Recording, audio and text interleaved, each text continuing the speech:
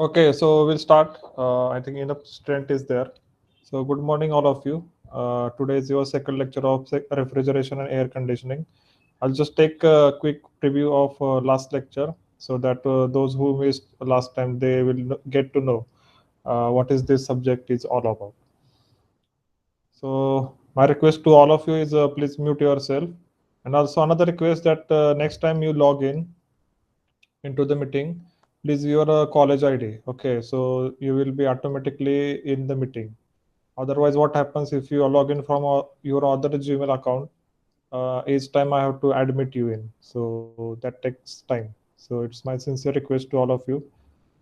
In your mobile, you first select your college account, so automatically you will be directed into the meeting by your college ID.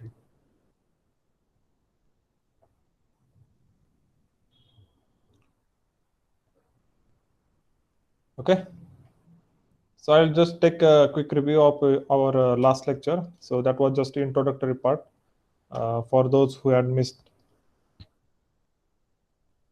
Okay, so refrigeration and air conditioning, your course code for Solapur University, it is 412. Regular structure, it is there. It includes practicals also. So 70 marks ESC, 30 marks ISC, and term work and your practical oral. Okay. Then I showed you that the subject can be classified into basic concept and application subjects. So concept related subjects are a BME, what you studied in your first year of engineering, fluid mechanics, theory of machines, machine design. So these are what basic concept related subject where you where they create the foundation for other subjects. Based on these subjects, so there are application related subjects. Okay. So what are those? Applied thermodynamics, in which you have studied the thermal power station. Okay. So where you have studied steam turbines, condenser, all that. So those are like applications of your basic concept. Fluid power you have studied, fluid machinery and fluid power. IC engine you have studied last semester, which was combination of theory of machines and basic thermodynamics. And last is refrigeration and air conditioning. So before going to the actual subject, your conceptual knowledge about the thermodynamic should be very good. Also about chemistry and fluid mechanics, also your knowledge should be very good. Okay. So don't worry, I'll try to cover that basic knowledge also. Okay, so title of the course, refrigeration. So refrigeration systems are used for maintaining lower temperatures than ambient as required in food processing, pharma labs, electronic chip manufacturing, textile industries, etc. Okay, so the main objective of refrigeration is to maintain the lower temperature. Second is air conditioning. Air conditioning system deals with the supplying and maintaining desirable internal atmospheric conditions. So if you are assuming that the air conditioning is related to only cooling only, so it is not that case. Okay, so in hot climates like our Solapur, we need cooling in summer. Okay, but when there is a very cold climate like in Kulu Manali or in Kashmir, so their heaters are required. Okay, so that also considered under air conditioning. So air conditioning is related to only maintaining desirable internal atmospheric conditions.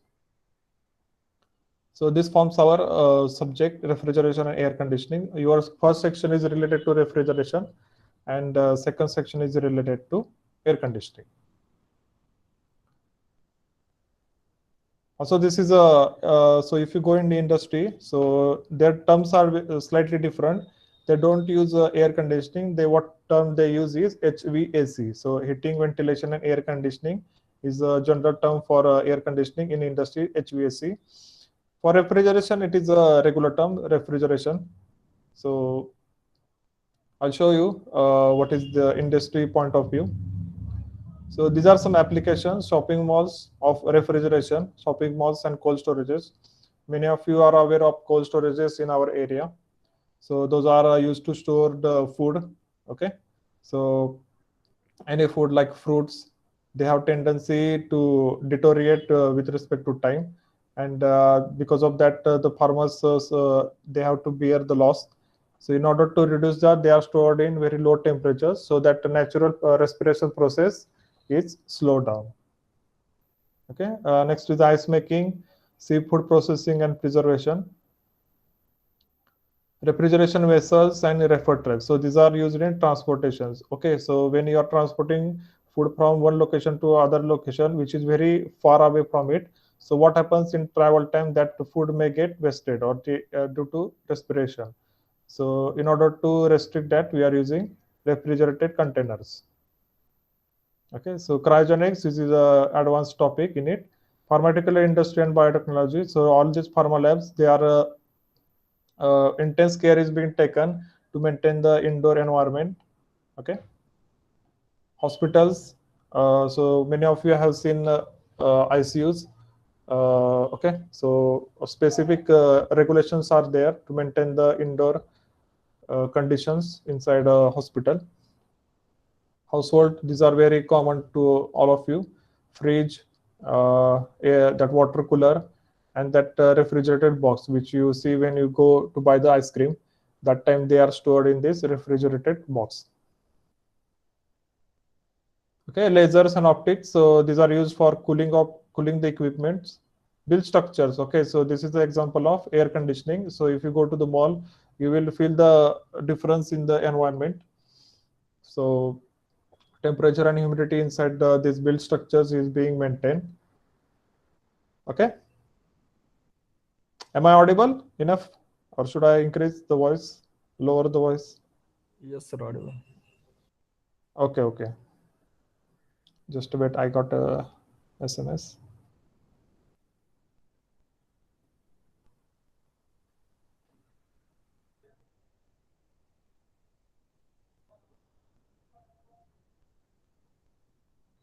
Okay, okay, we'll continue.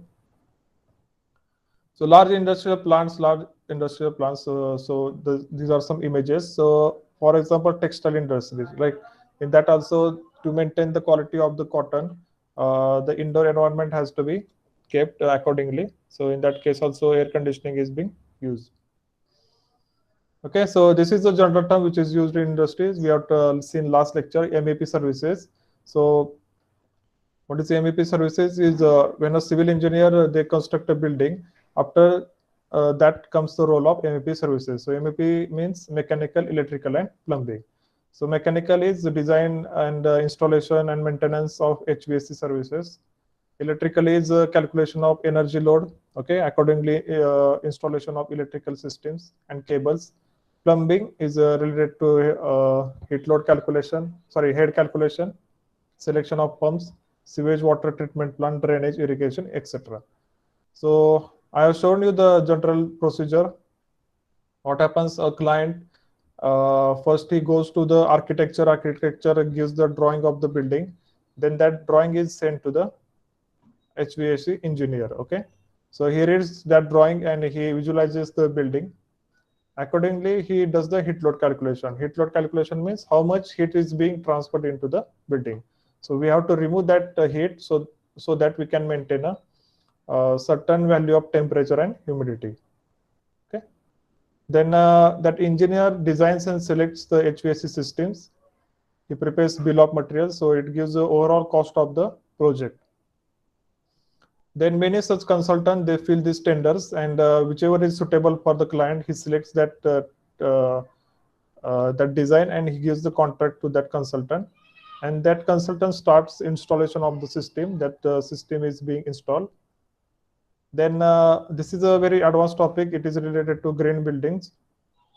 If you do this, whatever norms specified by LEED or IGBC, you will get a green building certification. So that gives very good value to your building. So this Hyderabad's Rajiv Gandhi International Airport. So that is a so there are some ratings in green buildings. So that is a platinum rated. Platinum is the highest rating in green buildings. So there is a silver, gold, and platinum. Okay. At it regular maintenance after installation, you have to maintain it also. So this is general role of if you become a HVAC engineer. Okay. Then also I told you about the ASHRAE. ASHRAE is the American Society for Heating, Refrigeration, and Air Conditioning Engineers. So we in Sperry, we have this branch which was inaugurated last year. Many of you are a member of it. Okay. So it provides standards in refrigeration and air conditioning. Okay. So whatever standards we are using in refrigeration and air conditioning that are specified by ASHRAE. Okay, so they conduct annual conferences. Also, they grant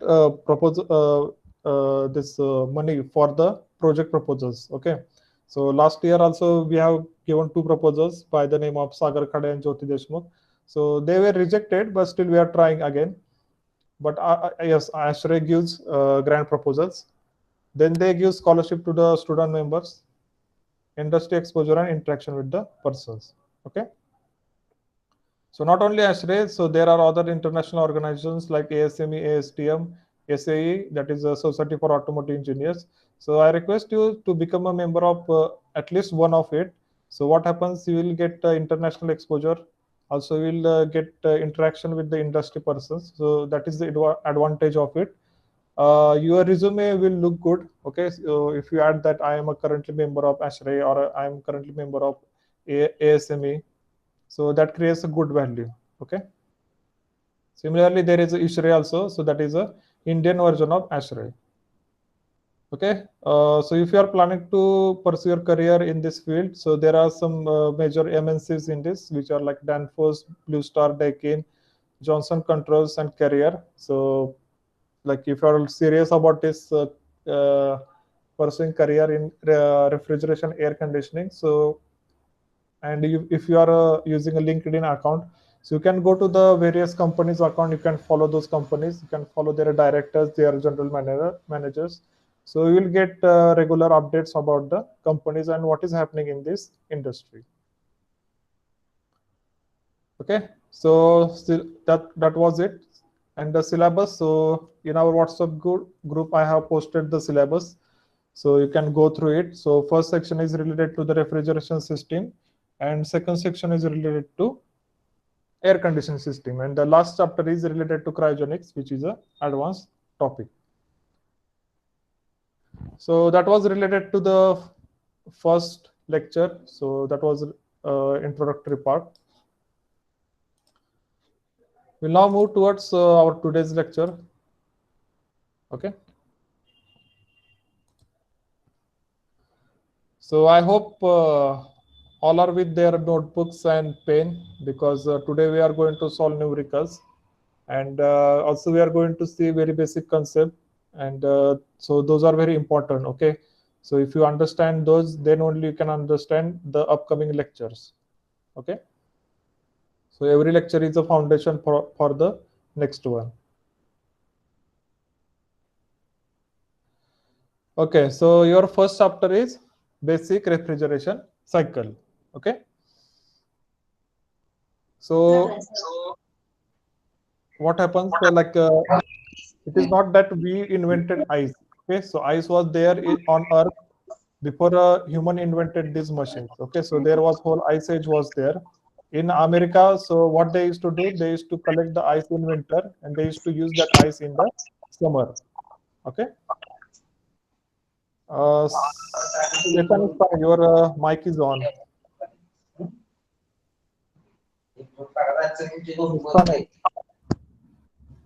Okay, thank you. Okay, so in America, when at the start they used to collect the ice in winter, then used to sell that ice in the summer. So meanwhile, they used to store that ice in insulated boxes. After that, they started thinking that why can't we make the machine like which can give you ice throughout the year? Okay, so they started working on it. Okay, so the first refrigerant used was air, because air is available in atmosphere. It is free of cost. Okay, so there are various refrigeration machines which operate on air also. Then they invented refrigerants. Okay, so refrigerants have a very big capacity to carry the heat load. Okay, so first we'll see what is a refrigeration, then we'll see what is a basic refrigeration cycle, which is commonly termed as simple vapor compression system. Then we'll see the advanced topic. So there is advanced topics, means there is a refrigeration system in aircrafts. So that is also in your syllabus. So that also we'll see. Okay. So this is the syllabus. First is refrigeration and units of refrigeration, reverse Carnot cycle and with vapor as refrigerant. So these 2 points we'll cover in today's lecture. Then the next is vapor compression cycle, air refrigeration system, and last is aircraft refrigeration system. So this is the syllabus for the first chapter. Okay, so this is our first bit, units. So I'll just try to recap the basic units we use in engineering. So most of it you already know it. So still I'll try to dictate it. Okay. Our first unit is watts. Okay, so what is a watts? Watts is a unit of power. Okay, so what is power? It is a rate of transfer of heat. Okay, so watts also can be written as joules per second. Okay. Then what is joules? Okay, so we'll see what is joules. So joules is the amount of energy required when a force of 1 Newton is applied over a displacement of 1 meter. So this is a example of mechanics. Okay, so where you are seeing that work is equal to force into displacement. So work is also a form of energy. Okay, so it is equal to force Newton into meter. So that gives you the unit of joules. So it is the amount of energy required when a force of 1 Newton is applied over a displacement of 1 meter. So this is actually this definition actually refers to work. But this apart from work, we have heat also. Okay. Uh, so rate of doing the work is what we get unit as power. So power unit of power is watts. Now next is calorie. So what is a calorie? So most of you have heard this term, but I also don't know up to this time because I have studied this unit in school. What is a calorie? So let us see. The amount of heat required to raise the temperature of 1 kg of water by 1 degree Celsius. Okay. So if you have 1 kg of water and you try to increase its temperature by 1 degree Celsius. So this, remember, this is also called as sensible heating. Okay. In sensible heating, what you are doing, you are increasing the temperature. So amount of energy required to raise the temperature of 1 kg of water by 1 degree Celsius, so that is nothing but 1 calorie. And if I convert these units into British units, so that becomes BTU. Okay. So it is same as calorie, but the units are different. So amount of heat required to raise the temperature of 1 pound of water. So that LBS means pounds. Temperature of 1 pound of water by 1 degree Fahrenheit. So that is nothing but British thermal units. So if you want to write, you can write. Okay, so I think that BTU unit is new to us. Okay, so I'll give you some time.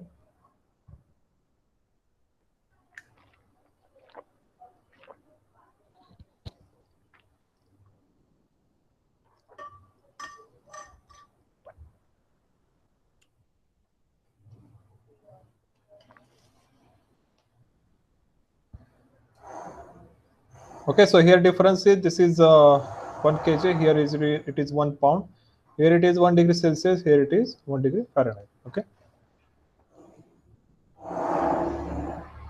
Okay, moving on to the next unit conversion. Okay, so energy. So if I convert kilowatt into BTU per hour, so that will be 1 kilowatt is equal to 3412.14 BTU per hour. So one question is asked by Rohit, what is LB? So LB is pounds. Okay. So in calorie we have 1 kg. Okay. In a British thermal unit we have 1 pound of water. Okay. And here we have degree Celsius. Here we have degree Fahrenheit. Okay. So unit conversion. So if you want to convert 1 kilowatt of power, so that will be 3412.14 BTU per hour. Then next is 1 ton of refrigeration. So if you go to buy AC in electronic shops, so they ask you किती टनाचा AC पाहिजे. Okay, how much ton AC you require. So generally it is said that if it is a small bedroom, 1 ton AC is sufficient. If you are going to buy AC for your hall, then 2 ton or 1.5 ton of refrigeration is, AC is sufficient. So 1 ton of refrigeration is equal to 3.5 kilowatt. Okay, so we'll see how it is coming. So there is a derivation for it, which is equal to 12,000 BTU per hour. Okay, so that was related to energy. Next, we'll see airflow rates. So generally, we know this unit meter cube per second, but in HVAC, they don't use this very often. What they use is CFM. Okay, CFM means cubic feet per minute. So we'll see how they convert these units. So first is CMS. CMS means meter cube per second. So that is cubic meter per second. 1 CMS is equal to 2118 CFM. Okay, what is CFM? It is cubic feet per minute. Okay, so CMS means meter cube per second. We are converting this into feet cube per minute. Okay. Next is 1 CFM is equal to 1.7 CMH. Now CMH is nothing but cubic meter per hour. So this is meter cube per hour. Okay. The next is 1 LPS. So LPS is liters per minute per second. Okay. LPS is liters per second. We are converting it into cubic feet per minute. Now CFM, there is a formula, meter cube into ACH divided by 1.7. Okay, what is ACH? So ACH means air changes per hour.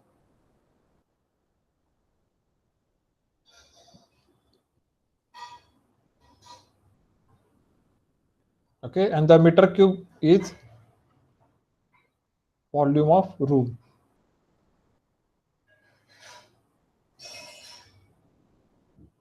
Okay, so this is a conversion of ACH into CFM. Air changes per hour means, suppose there is a room, okay? So room has a volume and it has a definite quantity of air, okay? But per hour, this whole quantity of air will be replaced. How it will be replaced? We open the doors, we open the windows. So by that time, what happens? Fresh air comes in and the old air inside the room, it gets replaced by the fresh air. So that is nothing but the air changes per hour, right? So per hour, how many times the air in the room is being replaced? The whole air in the room is being replaced. So that is nothing but air changes per hour. Okay, just write it down. As we go further in the syllabus, these terms will come, and that time you will get more idea about this. Okay. Next is liquid flow. So in liquid also we use meter cube per second, but in general in industry what they use is US gallon. Okay. So 1 US gallon is equal to 3.78 liters. Okay. 1 US gallon is equal to 3.78 liters and 1 LPS. So LPS again liters per second is equal to 15.87 GPM. Now GPM means gallons per minute. Okay, so GPM means gallons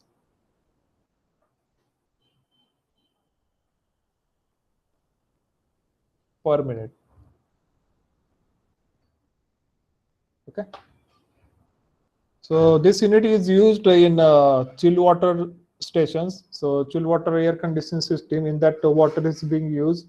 So to calculate the flow rate of water, they are using this unit GPM, gallons per minute.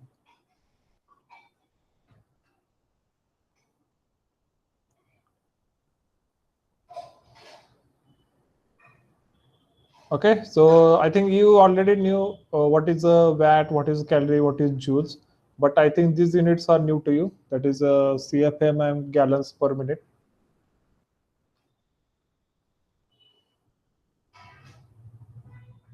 So write it down so that we can move to next slide.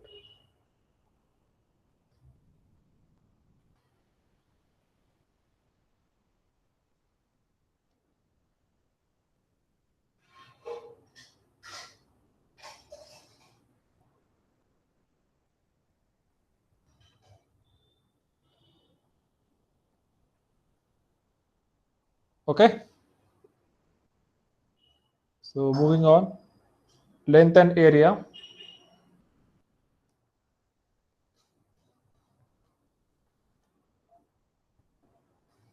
So this you might be already knowing. 1 meter is equal to 3.28 feet, which is equal to 39 inch. 1 meter square is equal to 10.76. Sorry, this is a feet square. So by mistake I have written meter square. So this is a feet square. Okay. 1 feet is equal to 304 mm, which is equal to 12 inch. And last is 1 inch is equal to 25.4 mm. Okay. So this unit conversion is required when we are using this architecture drawings. Okay, so architecture, they prepare this building plan, so they might be using meters, so they might be using inches, they might be using feet. Okay, but we have to convert this into meters. So if they are using feet square, we have to convert that feet square into meter square. So likewise it works. So if you go to buy a flat or if you go to buy the property, they don't tell you per meter square, right? They tell you per feet square, right? So like 10,000 square feet. So that is how that real estate industry works. They work in feet square unit. They don't work in meter square. So that time you may require to convert that into meter square. And last is pressure. Okay. So this is very common to you now because you have studied this in second year and maybe in third year. So one atmospheric pressure is equal to 101,325 kilopascal. Okay, and it is not equal to 1 bar. So it is approximated equal to 1 bar, but it is not equal to 1 bar. So what my atmospheric pressure is equal to 101,325 kilopascal, which is also is equal to 10.31 meters of water gauge. Okay, so you have studied the pressure gauge. In that mostly mercury is being used, Hg. But if you replace mercury by water, so 10.31 meters of water gauge will give you 1 atmospheric pressure. And this you already know, 760 mm of Hg. So that is a 1 atmospheric pressure.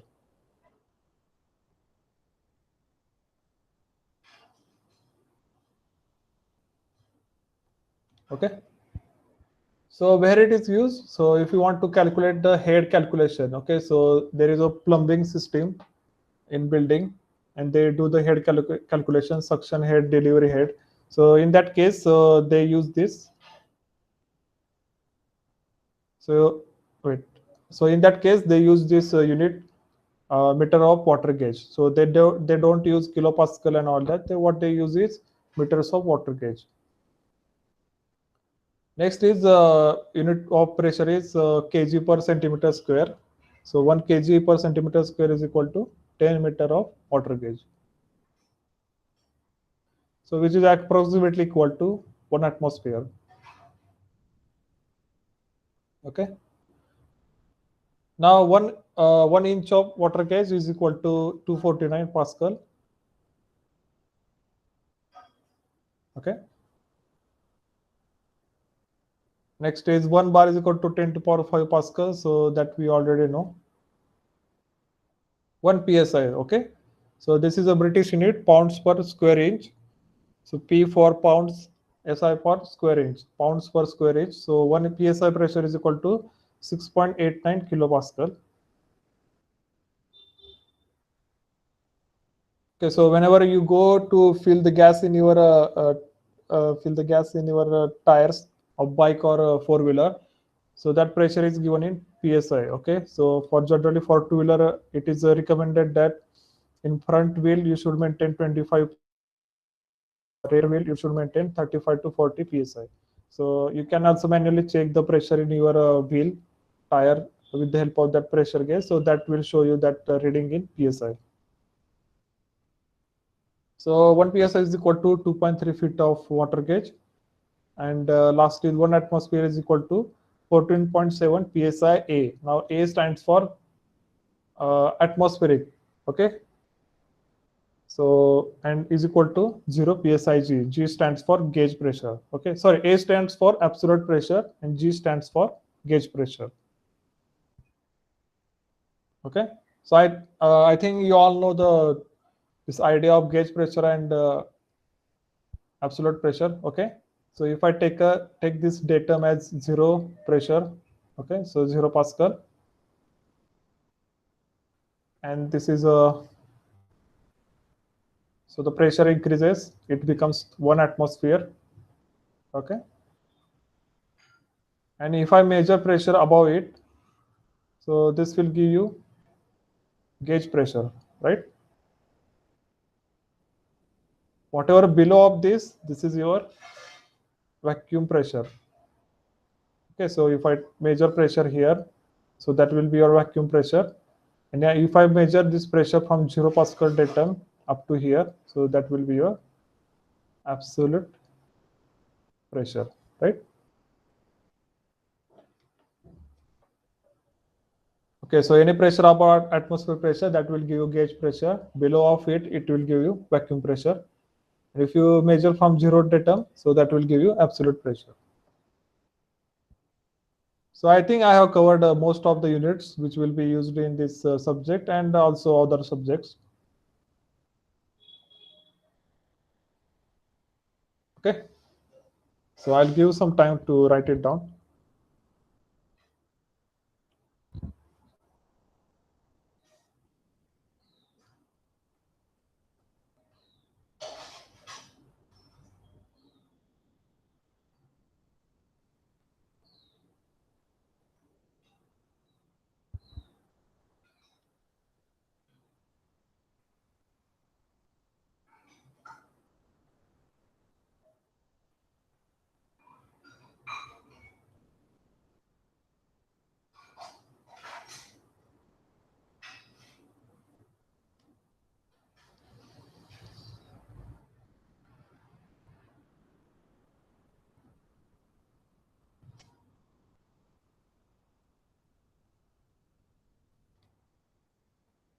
Okay, moving on. So we'll go to the definition of refrigeration. Okay. So refrigeration, give the title. So refrigeration, it is the process of removing heat from a substance and rejecting that heat to the atmosphere, which is at a higher temperature level. So before going to the actual definition, I want to show you this diagram. So this diagram, these three diagrams are very familiar to you. This you have studied in your applied thermodynamics. Now see here, we'll start with the heat engine. Okay, we'll start with heat engine. So there are two bodies. Okay, so one is a hot body and second is a cold body. Now this hot body is at temperature TH, let us say. This is at the temperature TL. Now in between them, what I will do, I will install a heat engine. Okay. So this hot body and cold body, these are called as thermal energy reservoirs. So what are thermal energy reservoirs? Their temperature remains same no matter what heat is added into them and heat is subtracted from them. Okay. So this is also called as source. Okay. So example for source is sun. Okay. तर सूर्यापासून आपण कितीही heat घ्या किंवा त्याला कितीही heat द्या, सो त्याच्या काय टेम्परेचर मध्ये फरक पडणार नाही. सो that is why it is called as source. A cold body, we use term as sink. Now sink is at lower temperature. You can take example of a pond or you can take example of ocean. So whatever heat you add to ocean, you subtract heat from the ocean. Okay. So there is no temperature overall difference in temperature of the ocean. Okay. So that is why it is called as sink. Now in between, if I install a heat engine, so what heat engine does, it takes heat from higher temperature reservoir, it does some work, so that is a work done, and some amount of heat is released to the sink. Okay, so there is a machine called perpetual motion of second kind. Okay, perpetual motion of second kind, so which includes only source and work done. Okay, so PMMSK, what it says, so it is a machine which takes heat from the source and converts all of it into useful work. Okay, so it is having 100% efficiency because it is taking heat from source and it is converting all of it into useful work. So that is having 100% efficiency. But in second law of thermodynamics, we have a statement called Kelvin Planck statement, which states that it is not possible. Some amount of heat will be released. Okay, so this is what some amount of heat will be released to the sink. Okay, so no heat engine can have 100% efficiency. So in this case, efficiency of a heat engine, we already know that is sorry. So that is equal to work done divided by heat supplied. Okay, so in this case, it is Q2. Okay, this also can be written as Q2 minus Q1 divided by Q2. Okay, this is the efficiency for heat engine. So heat engine's work is to take heat from source, convert some amount of it into useful work, and some amount of heat is released to the sink. Right. So this is all about heat engine. Now coming to the next diagram. So if you see these two diagrams, they look very similar. Okay. So first is the refrigerator, second is heat pump. They both take heat from cold body. Okay. For doing that, they require some work, and they release that heat to the hot body. Okay, so in that case, so this is your source and this is your sink. Okay, now you might be wondering that if they're both the diagram are same, then what is the difference between heat pump and refrigerator? Okay, so that difference lies in their objective. The objective of refrigerator is to maintain this cold body at low temperature, and the objective of heat pump is to maintain this hot body at higher temperature. Okay, so difference in is in the objective of the machine, right? So for these two machines, we don't use term efficiency. What we use is COP. Okay, so COP of refrigerator. So what is its objective? To extract the heat from cold body. So that we have to write here. That is a Q1 divided by the work required to do this operation. That is WR. Okay. Now there is another machine which is called converse of PMMSK, converse of perpetual motion machine of second kind, which says that this machine, the refrigerator or heat pump, they can extract heat from cold body to hot body without any external work required. Okay, so that is the converse of PMMSK. But there is another statement called Clausius statement that says that to transfer heat from cold body to the hot body, we require a external work. So that is a Clausius statement. Okay.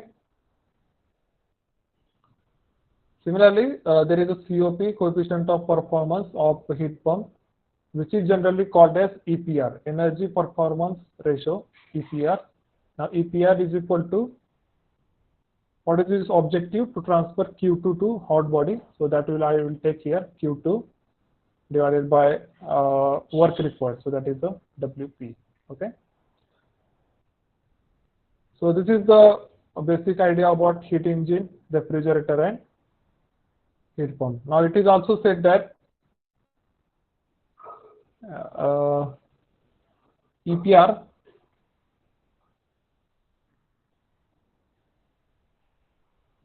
is equal to COP of refrigerator plus 1. Okay. So how is it possible? So I'll write here. So COP of refrigerator is Q1 divided by WR plus 1. So that will give you Q1 plus WR divided by WR. Okay. So Q1 plus W, that we from this diagram we can say that Q1 plus WQ, that will give you Q2. So that will be equal to Q2 divided by WR. Okay. So remember this statement, EPR. EPR means energy performance ratio, that is also called as COP of heat pump, is equal to COP of refrigerator plus 1. Okay.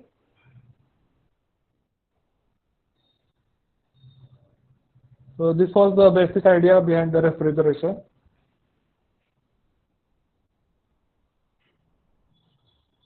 I'll explain this with the help of an analogy. We'll use the analogy of water lifting.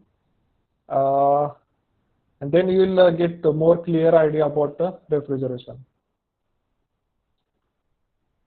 Okay, so analogy with water lifting. Water lifting means, so there is a ground level reservoir and there is a overhead tank. Now we have to transfer water from this ground level reservoir to overhead tank. Okay, so that is the process of water lifting. We'll see that. Okay, so there is a figure in front of you. Just concentrate first on this phenomena. So this phenomena is of water lifting. Now in this case, what we are seeing is there is a one tank P, which is at bottom, and there is another tank A. Okay, and there is some height difference between them. Okay. Now our objective is to transfer heat from tank P, okay, to transfer water from tank B to the tank A. Okay. So how we will do that? So we require a bucket. Obviously, we require a medium to carry that water. Okay. Now what I will do, I'll take that bucket. If I put the bucket here, okay, if I put a bucket here, will the water will flow into the bucket naturally? It won't, because bucket is at higher level than tank B. Okay. And if I put bucket at this tank level, will the water will flow? Okay. Some water will flow, but after some time, what will happen? Their level becomes equal and the water flow will stop. Now, if I want water and if I want to fill this bucket, what I have to do? I have to bring that bucket a level below the tank B. So this bucket is now at the level below tank B. Now I will start this tap and the water will flow into the bucket. Okay. So remember, in order to take the water from tank B, it should be at a lower level. So now that bucket is full, what I will do? I have to use some mechanical energy to lift that bucket. Now that bucket will be lifted, it will go up and it will come here. Now, if I want to deliver this water into tank A, okay, if I put bucket here, okay, will I be able to transfer this water into this tank A? So the answer is no. So there is a height difference between them. Water cannot go naturally into tank A because it is at a lower level. If I put tank at the level of tank A, that time also some water will flow, but I cannot empty the bucket. So in order to empty the bucket, what I have to do? I have to bring that bucket at a level above the tank A. ज्यावेळेस tank A च्या level पेक्षा जास्त लेवलला मी bucket घेऊन जाईल, त्यावेळेस जर मी ती बकेट उलटी केली, त्यावेळेस त्यातलं पाणी टँक A मध्ये जाईल. So in order to empty the bucket, I have to bring it at a level higher than the tank A. Okay. So I'll repeat again. In order to fill the bucket, I have to bring it a level below tank B. Then I need a mechanical work to lift that bucket. And the third thing is, in order to empty this bucket, I have to bring it at a level higher than tank A. Okay, so that was the phenomena of water lifting. So first was filling up the bucket.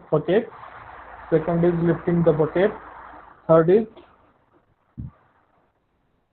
pouring the water into tank A. Now, I will use same analogy in refrigeration. Now come to point. Now come to this side of image. Okay. Now what is there? So there is one room. Okay. So this is a room.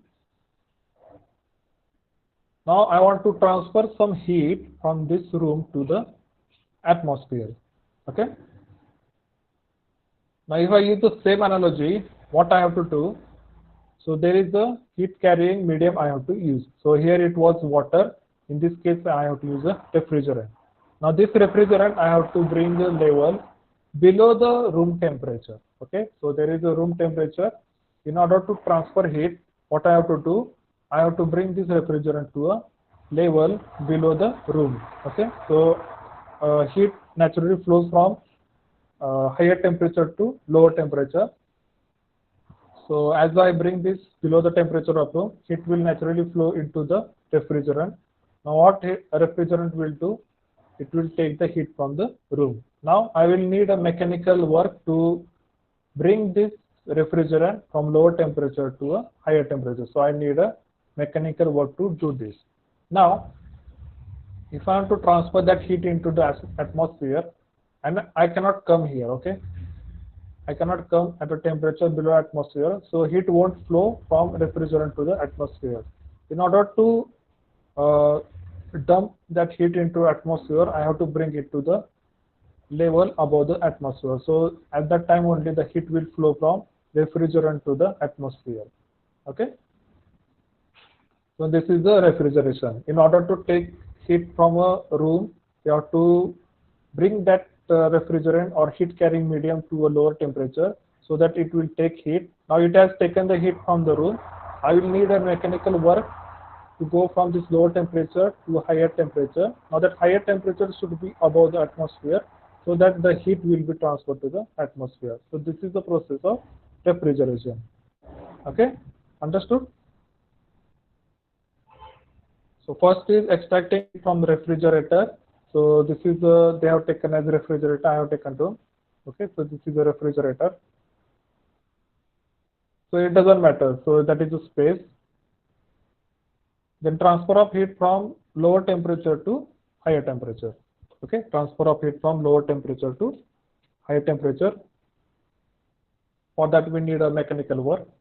And third is releasing the heat into the atmosphere. Releasing that heat into the atmosphere. So that is the water analogy. In water case, you have to bring it down the level of tank B. The bucket gets filled. You have to transfer that bucket to a level above the tank A so that we can empty it. In case of refrigeration, you have to bring the refrigerant at a temperature below the room or the refrigerator so that it takes the heat. Then we do a mechanical work. So in general, that mechanical work refers to compressor.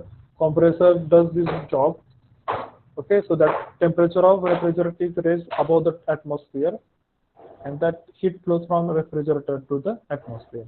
So that is the water analogy, and by that I think all of you should have understood what is the refrigerator. Okay. Any question in this?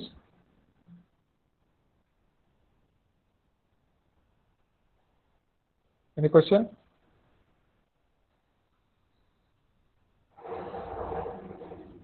So can I move to the next? Or shall I explain again? Yes, sir. Explain again or move ahead? Yes, Yogesh? Sir, explain again. Okay, okay. To see what I'm doing, I'll show you this. I'll remove this all.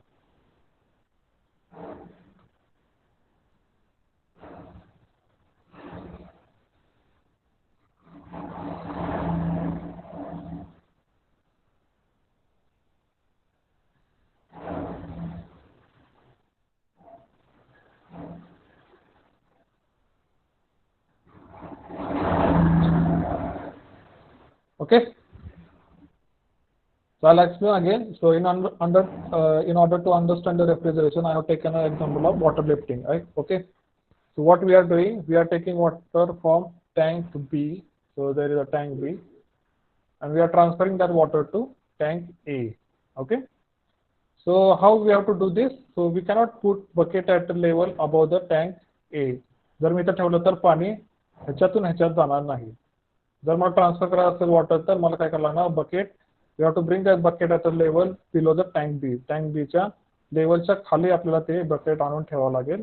ज्यावेळेस मी त्यातून नळ चालू करेल so water automatically will flow from higher level to lower level. Now that bucket is full, in order to transfer this bucket from lower height to higher height, what I have to do, I have to use a mechanical work. So in general, what we do, we use pump. Okay, for liquids we use pump. So now water is at higher level. Okay, in order to transfer water from tank A, so I cannot bring water the bucket at this level. Okay, जर मी माझी bucket इथं आणली तर naturally water ह्याच्यामध्ये transfer होणार नाही. जर मला वॉटर फ्लो करायचं असेल तर मला ती बकेट टँक ए पेक्षा जास्त हाईटला आणून ठेवावं लागेल. त्यानंतरच काय होईल naturally water will flow from higher level to lower level. Okay. Similarly, in case of refrigeration, so there is a refrigerator. In order to transfer heat from refrigerator to the refrigerant, so the heat carrying medium, what we call it as refrigerant, we have to bring it at temperature below the refrigerator. ज्यावेळेस ह्यांच्यात temperature difference होईल त्यानंतरच ह्याच्यातून ह्याच्यात heat flow होईल. आता ह्यानं काय केलं की ह्याच्यातली हीट एक्स्ट्रॅक्ट केली. आता मला काय करायचं की ह्याच्यातली जी हीट आहे ती मला ऍटमॉस्फिअर मध्ये रिलीज करायची. पण ऍटमॉस्फिअर कुठल्या लेवलला आहे? ऍटमॉस्फिअर या टेम्परेचर लेवलला आहे. आता हीट कधी वाहत असते? हीट कधी पण हायर टेम्परेचर कडून लोअर टेम्परेचर कडे वाहत असते. So I have to bring this refrigerant to a level above the atmosphere temperature. Atmosphere J temperature आहे त्यापेक्षा मला जास्त टेम्परेचरला रेफ्रिजरंट आणून ठेवावं लागतं. तर हे कसं आणणार मी? With the help of a mechanical work. Generally त्यासाठी कॉम्प्रेसर्स यूज केले जातात. Now that refrigerant temperature of refrigerant is more than the atmosphere, naturally that heat will flow from refrigerant to the atmosphere. Okay, so this is the idea of refrigeration. First you have to bring it down to a level, the temperature should be lower than the space so that the heat will flow from space to the refrigerant. त्यानंतर मला ते refrigerant एका higher टेम्परेचरला नेऊन ठेवावं लागतं जेणेकरून ती heat परत ऍटमॉस्फिअर मध्ये रिलीज करेल. ठीक आहे. So that is the idea of refrigeration. So in water lifting what happens? Filling a bucket. Second is lifting the bucket. Third is pouring water into tank A. In case of refrigeration, what we are doing? Extracting heat from refrigerator. In that case, we are bringing it temperature below the refrigerator. Okay. Second is transfer of heat from low temperature to high temperature. Third is releasing the heat into the atmosphere. So this is the basic idea of refrigerator. Remember these three things. The heat transfer कधी पण higher temperature to low temperature होत असते. ठीक आहे. आणि जर तुम्हाला heat transfer low temperature पण हाय टेम्परेचर करायचं असेल उलट करायचं असेल तर त्यामध्ये तुम्हाला काय लागतं एक्सटर्नल वर्क मेकॅनिकल वर्क त्याला द्यावं लागते. So that is also statement of Clausius. If you want to transfer heat from low temperature to high temperature you require a mechanical work. कारण नॅचरली तर हीट हायर टेम्परेचर पासून low टेम्परेचरला वाहतच असते. जर तुम्हाला त्याचं उलट करायचं असेल तुम्हाला जर लो टेम्परेचर कडून हाय टेम्परेचरकडे हीट ट्रान्सफर करायची असेल तर त्या केसमध्ये तुम्हाला काय लागतंय मेकॅनिकल वर्क द्यावं लागतं. ठीक आहे. Yogesh, any doubt? No, sir. Okay, can I move? Yes, sir. Okay okay.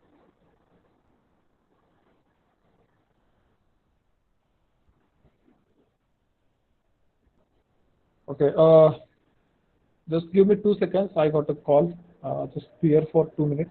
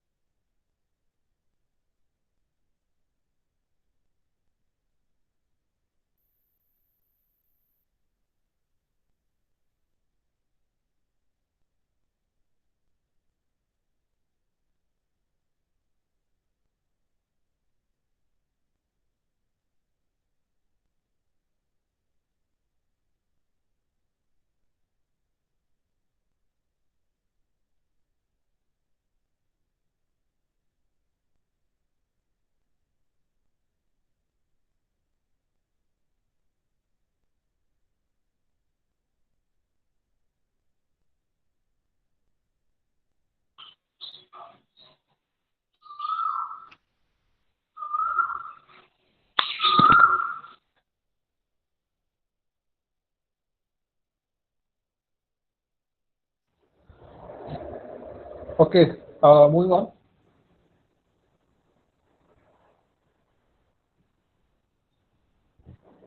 Okay, so unit of refrigeration. The standard unit for refrigeration, it is called as ton of refrigeration. Okay.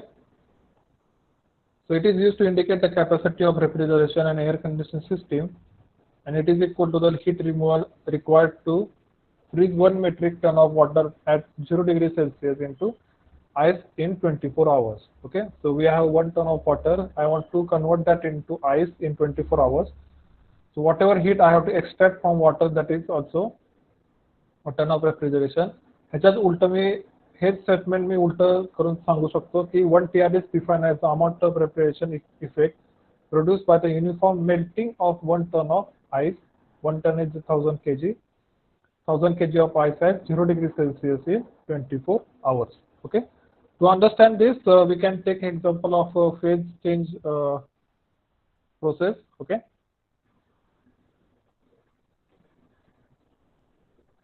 So I'll draw that again. Okay. I'll draw a graph of let us say temperature versus entropy. Okay. And let this be a temperature of 0 degrees Celsius. Okay. And this may be 100 degrees Celsius, or and somewhere here it may be minus 10 degrees Celsius. Here it may be 100 degrees Celsius. Okay. Now there is ice which is at minus 10 degrees Celsius. So this is ice. Okay. This phase relates to ice. So there is a ice which is at minus 10 degrees Celsius. Now what I will do, I will provide some sensible heat to it. Now sensible heat is shown by the inclined line. Now the temperature of ice is increasing. Now it will come to a point of 0 degrees Celsius. Okay, it will come to the point of 0 degrees Celsius. Okay. So this is the point of 0 degrees Celsius. Now in order to melt ice into the water, we require a latent heat of liquefaction. Okay, so we require a latent heat of liquefaction. So that is supplied at a constant temperature line. So during the phase change, as we know, temperature remains constant. Now it has converted into liquid. So this here it was a solid, it has converted into liquid. We have supplied a latent heat of liquefaction. Now liquid is at 0 degrees Celsius. Again, what I will do, I will supply heat. So I will do the sensible heating. Temperature will increase, and it will reach to the 100 degrees Celsius. Okay. Now what will happen? Here also phase change will take place. Here it is at liquid. I will supply heat at constant temperature because during phase change the temperature remains constant. Now that liquid will transfer into vapor. Okay. Now there is a dry vapor of water at 100 degrees Celsius.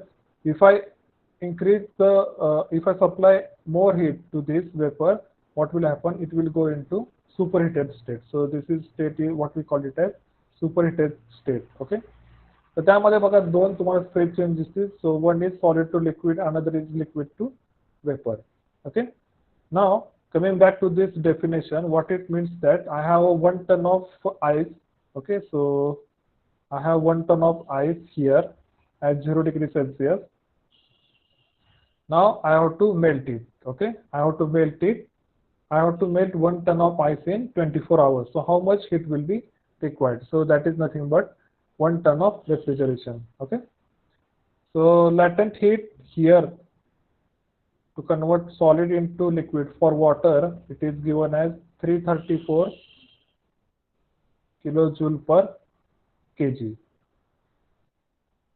Okay, 334 kilojoule per kg. Now you can calculate that. You can calculate this PR from this definition. So for 1 kg, we require 334 kilojoule of energy to transfer from solid ice into liquid water. So we have to multiply by the 1000 kg, and we can multiply by the 24 hours, so we can get the ton of refrigeration. Okay, so I'll do that. So from ice to water at 0 degree Celsius, we require 334 kilojoule per kg of energy, right? तर मला 1000 ला किती लागणार आहे 334 into 1000 हे काय झाले मला kilojule of energy I require. Okay, now if I divide by the time I will get a power. Okay, so I divide by 24 hours into, if I want to convert it into seconds, so that will be 3600. So can anybody calculate this and tell me how much it is? So do the calculation and tell me.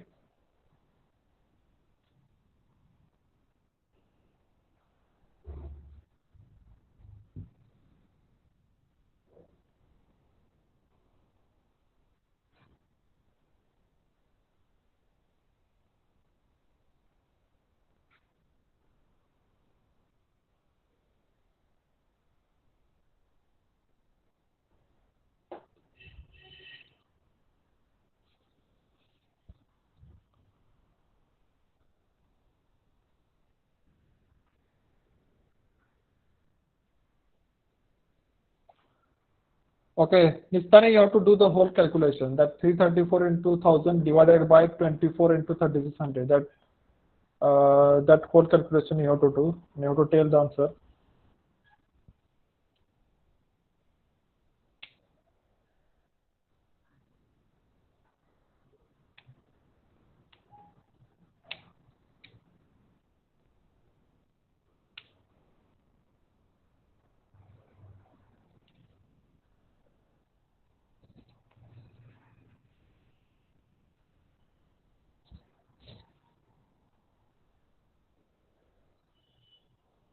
Okay, I got three answers, 3.86, 3.86. Okay, so that is correct. So that becomes 3.86. 3.86. Okay. Now remember this, whatever we have seen that water boils at 100 degrees Celsius, it changes from ice to liquid. It is at a certain pressure value. Okay, so that pressure value, it is like 1 bar, nearer to the 1 bar. त्या प्रेशरलाच हे आपण म्हणू शकतो की 100 ला boil होतं. Okay, so if the pressure increases, water boils at higher temperature. If pressure decreases, water boils at lower temperature. That is what the Boyle's law it is. Okay, so as we increase the temperature in pressure cooker, what happens at higher pressure, water boils. As we increase the pressure, water boils at higher temperature. As we decrease the pressure, water boils at lower temperature. So in general, they have taken for various pressure values, and they have said that 1 ton is equal to, so 1 ton of refrigeration is equal to 3.5 kilowatt. Okay, so by calculation we get this value 3.86, but in general, considering all the pressure values, pressure variation in atmospheric conditions, they have said that 1 TR is equal to 3.5 kilowatt. Okay, so this is the idea behind the ton of refrigeration. Remember, this ton spelling is TON, which is used in refrigeration, and for kg or mass, that ton is different. That is TONNE. Okay, so don't get confusing ton and ton. Okay, so ton of refrigeration, that is TON, is for refrigeration, and TONNE is for mass.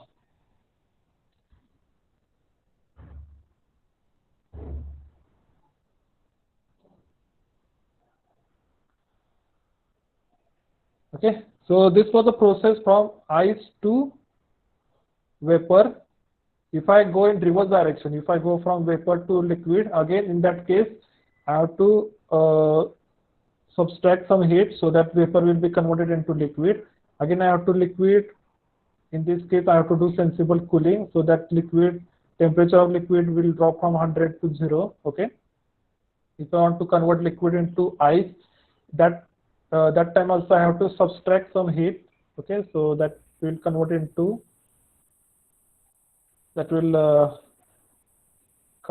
ice. Okay, how much heat I have to required to remove to convert liquid water into ice? That is 334 kilojoule per kg. Okay, so that will be converted into again ice. So there are two definitions. First definition is related to liquid water into ice, and second definition is related to ice into water. So both way it is same. To convert liquid water into ice, we have to remove 334 kilojoule per kg. In order to convert ice into water, solid ice into liquid water, we have to add 334 kilojoule per kg. Okay. So that is the idea of phase change. From that we have calculated in 24 hours at 0 degree Celsius how much heat I have to supply. So that comes out to be 386. But considering the pressure variations, in general what they do, 1 TR is equal to 3.5 kilowatt. Okay. So I think in previous sections in your units also we have specified that 1 TR is equal to 3.5 kilowatt, and which is I think equal to 12,000 BTU per hour. Okay. So it is said that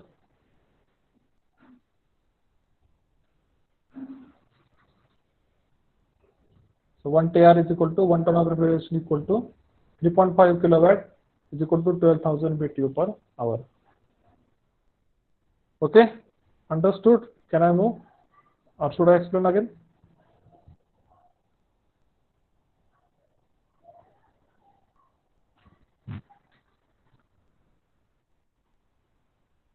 Okay, I assume that you all have understood it. Please write it down, the definition, and also write that unit conversion 1 ton is equal to 3.5 kilowatt and 12,000 BTU per hour.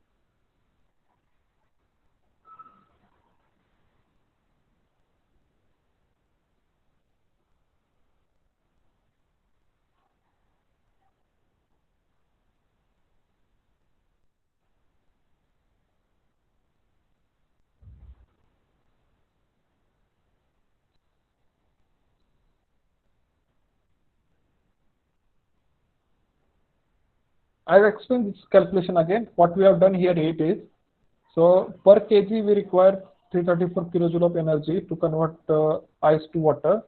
So into 1000. So in definition we have taken 1000 kg. I have multiplied by 1000 kg here. Okay. Now I want to do that in 24 hours. Okay. So in definition it is mentioned 24 hours. So this energy kilojoule divided by time, so that would give you power. So divided by 24 hours into 3600. So I have multiplied by 3600 to convert it into seconds. Okay. So kilojoule per second, that will give you kilowatt. So that comes out to be 3.86 kilowatt. Okay.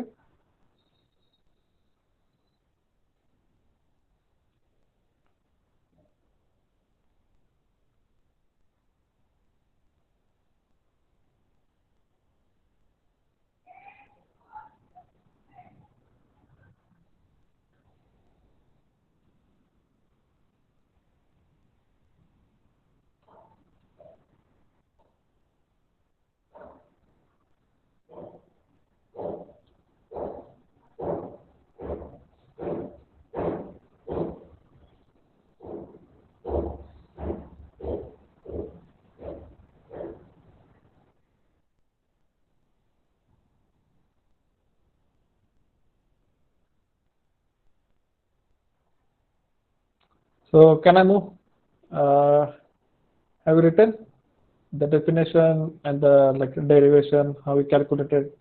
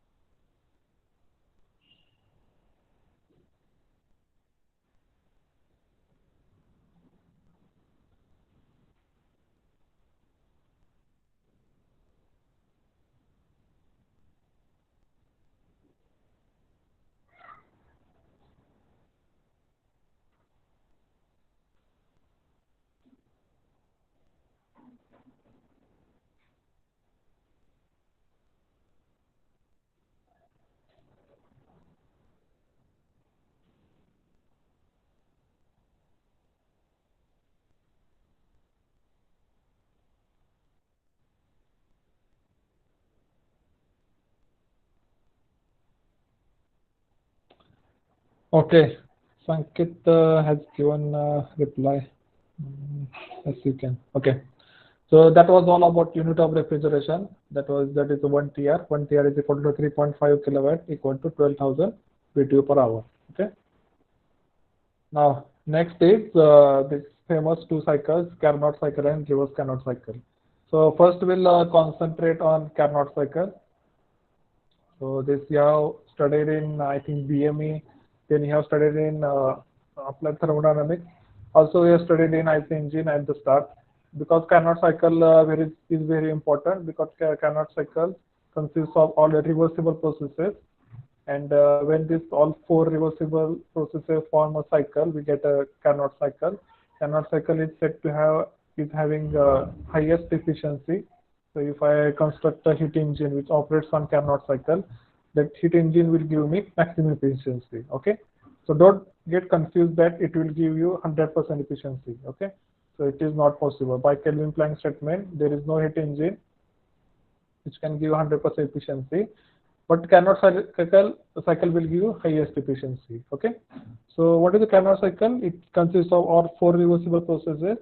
Two are isothermal and two are isentropic. So see in this diagram. Okay, so look into this diagram. 1 to 2 process. Okay, 1 to 2 is constant temperature heat addition process. So QH amount of heat is being added into your system. 2 to 3 is isentropic expansion process. So here 2 to 3 is your isentropic expansion process. Isentropic is also called as reversible adiabatic. Okay. Then 3 to 4 is your constant temperature heat rejection process. So this 3 to 4 is your constant temperature heat rejection process. 4 to 1 is your isentropic compression process. Okay. So 4 to 1 is compression, 1 to 2 is heat addition, 2 to 3 is expansion, and 3 to 4 is heat rejection. So this consists of two isothermal processes and two isentropic processes. Now all the processes in a Carnot cycle are reversible. That means their direction can be reversed. Now if I reverse their direction, what I get is reverse Carnot cycle. So come to this side, reverse Carnot cycle. So see here, whatever directions of the processes are being now reversed. Okay. So now 1 to 2, in this case, it is a isentropic expansion. Okay. 2 to 3 is constant temperature heat addition. Now here it is, this QL is being extracted from a low temperature reservoir or sink. 3 to 4 it is again compression. Okay, isentropic compression. And 4 to 1 is constant temperature heat rejection. Now in this case, QH amount of heat is being rejected to a source. Okay, QL is taken from sink and QH is rejected into the source. So this is a reverse Carnot cycle. As Carnot cycle gives highest efficiency for heat engines, reverse Carnot cycle also gives highest efficiency or highest coefficient of performance for refrigerators and heat pumps. Okay. So the Carnot cycle comprises of reversible processes. So all the processes can be reversed. So we have reversed those processes. So this is like a Carnot refrigeration cycle. Okay. So reverse Carnot cycle we also can call it as Carnot refrigeration cycle. The cycle remains the same, but the directions of heat and work interactions are being reversed. Okay. So you can draw that reverse Carnot cycle. So if you already know Carnot cycle, no problem. If you don't know, you can draw it. You can compare. You can compare that in reverse Carnot cycle. Okay. So you can draw these two cycles so that graphically you will be able to visualize what is the difference between them. If I construct a refrigerator or a heat pump based on reverse Carnot cycle, that will be called as Carnot refrigerator or Carnot heat pump. Okay. So you can draw these two diagrams. If you want to write this notes here, you can write it. Okay, I got one question. Shahid Mulani, why reverse Carnot cycle is not possible practically? Okay. So all the processes in this are reversible processes. So in our universe, no process is reversible. All the processes are irreversible. So that is why, because of irreversibility, it is not practically possible. And this, what we when we say isothermal processes, so this constant temperature processes. Okay, so these are very slow processes. So if you go physically and try to do isothermal process where temperature remains constant, so those are very slow processes. And these isentropic processes, that is constant entropy processes. Okay, these processes are very fast processes. So at one process you have to go very slow for isothermal. Next time for another process you have to go very fast. So this variation in speed of processes is not physically possible. So that is why we cannot have a Carnot cycle, and that is why we cannot have reverse Carnot cycle.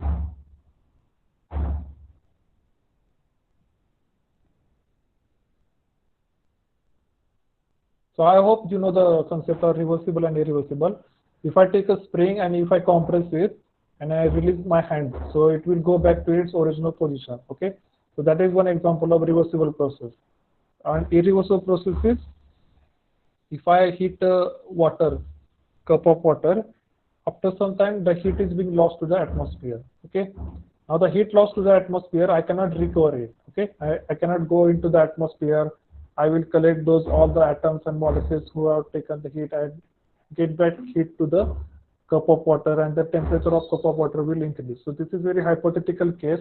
It cannot happen. So that is why it is a irreversible process. So heat transfer from higher temperature to low temperature, it is a irreversible process. What is the spring compression and expansion that you can take as a reversible process?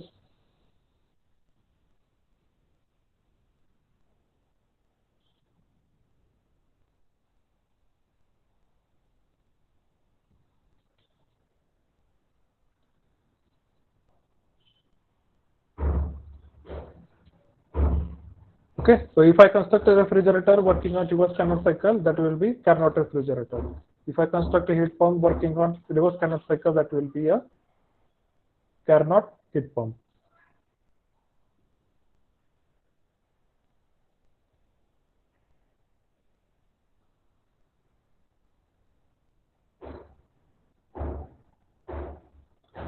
Very good question asked by Shahid Mulani. So if you want to write it down. Meanwhile, I will take the attendance. Just 2 minutes. I have to exit from the.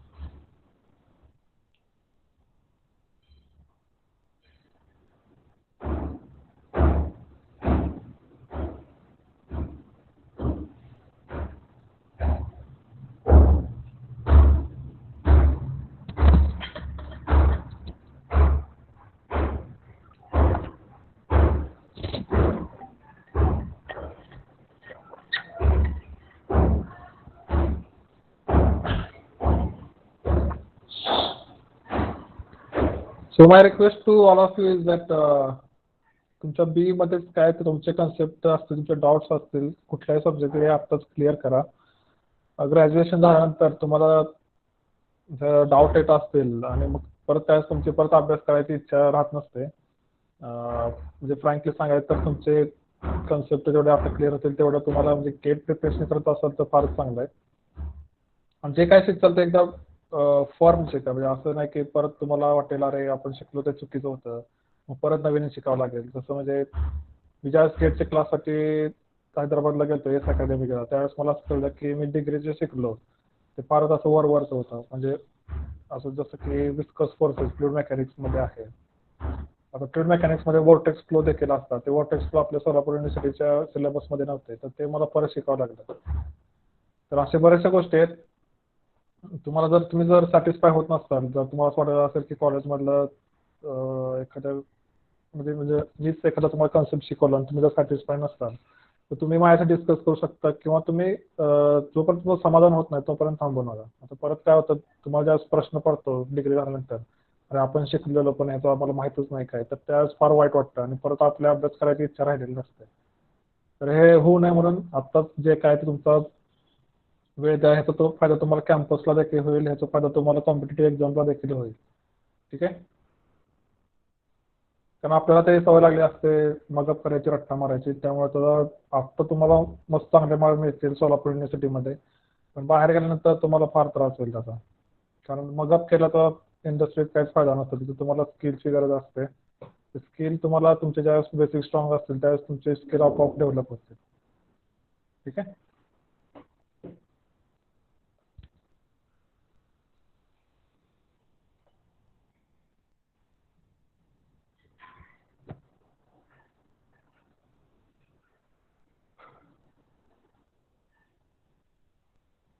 Okay, so we'll see some basic terms. So first is Carnot heat engine. So it is a heat engine which operates on Carnot cycle. So it is a hypothetical engine that operates on the Carnot cycle. Carnot efficiency. It is the highest efficiency that a heat engine can have while operating between TH and TL. So TH is the temperature of source, TL is the temperature of the sink.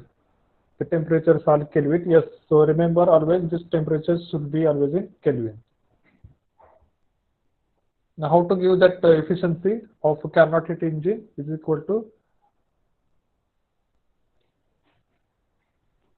1 minus TL by TS. Okay. So if I take any normal, heat engine, okay, so that efficiency is equal to, as you know, it is work done divided by QH, right? This also we can write it as QH minus QL divided by QH. Okay. This also we can write it as 1 minus QL divided by QH. So this holds good for any heat engine, but if we are considering Carnot heat engine, we have one more advantage. We can use this relation QL by QH is equal to TL by TH. And हेच तुम्ही काय करणार आहे, ह्या फॉर्म्युलामध्ये टाकणार आहे. So at the end you will get 1 minus TL by TH. ठीक आहे. So if you are dealing with any heat engine, you can use this formula. Okay. But if you are dealing with Carnot heat engine, you can use this formula also, no problem. But you have one more advantage of using this formula. Okay. I know this is not part of our syllabus, but still I am dictating so that your concept will be more clear. Now next is Carnot refrigerator and heat pump. So it is a hypothetical refrigerator or heat pump that operates on the reverse Carnot cycle.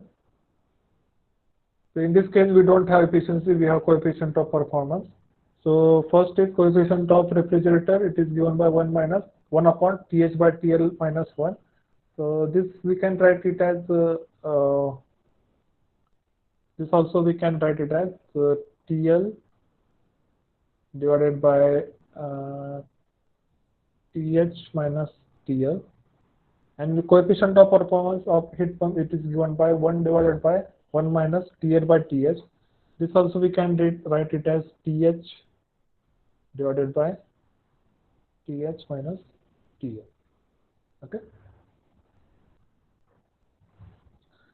So write down these formulas. We are going to solve the numericals based on this.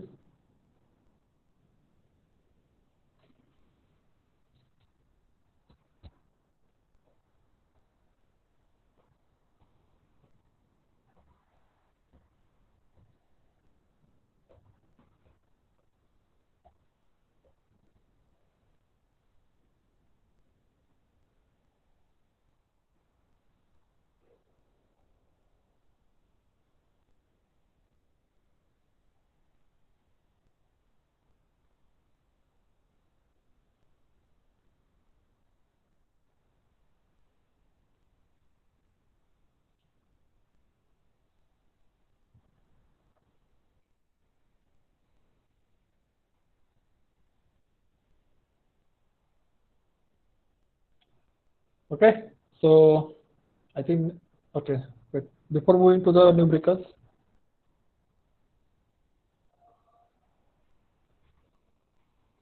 so we have this relation.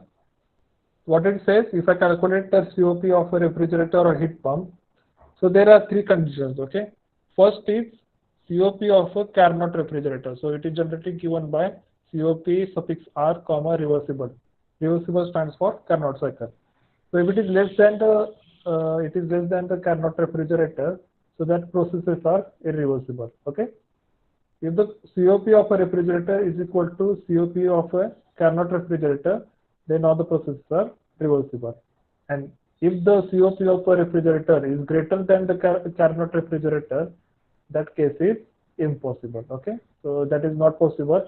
Carnot refrigerator will have highest coefficient of performance, and if you find a refrigerator whose COP is greater than Carnot refrigerator, so that case is impossible. Okay, so that is the beauty of second law.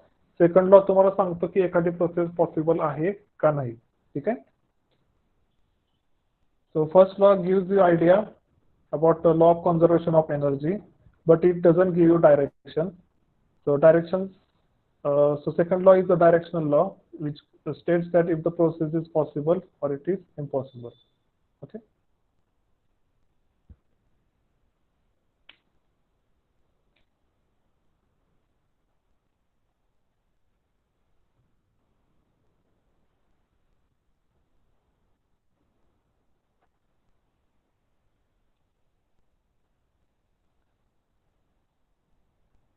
Okay, so we'll take numericals. We'll take first numerical. So what it says, a machine working on a Carnot cycle operates between 305 Kelvin and 260 Kelvin. Determine the COP when it is operated as first refrigerating machine, second as a heat pump, and calculate efficiency when it operates as a heat engine. So तुम्हाला एक source and sink temperature value दिलेत आणि सांगितले की all the processes are reversible. तुम्हाला तीन cases consider करायचे आहेत. एक हीट इंजिन आहे, एक रेफ्रिजरेटर आहे, एक हीट पंप आहे. तिन्ही केसमध्ये तुम्हाला त्यांची इफिशियन्सी और सीओपी काढायचं आहे. ठीक आहे. First write down this example and draw the diagrams of heat pump, refrigerator and heat engine. So that diagram will give you idea how to calculate the efficiency of the COP.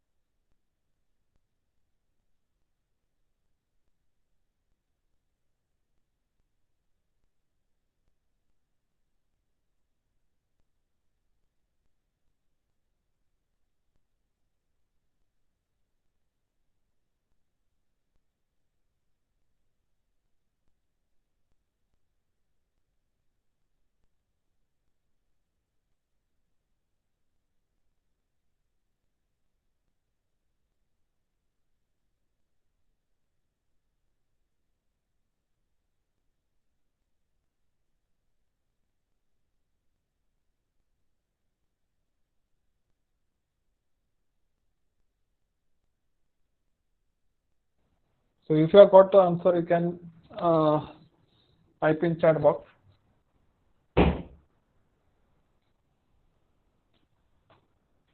Okay, so I'll start drawing the diagrams one by one. First, I'll draw a heat engine. Okay, so there is a source. Okay, heat engine. sink, and it will do some work. Okay, so this is a heat engine. This is the source at temperature TH. This is at TL. It will take some heat, QH. It will do work. It will release some energy to sink. In this case, this TH is given as 305 Kelvin, and TL is given as 260 Kelvin. Okay. Now, how to calculate efficiency? Efficiency of Carnot heat engine. So can write HE comma reversible is equal to 1 minus TL by TH. So this is equal to 1 minus 260 by 305. So can anybody calculate?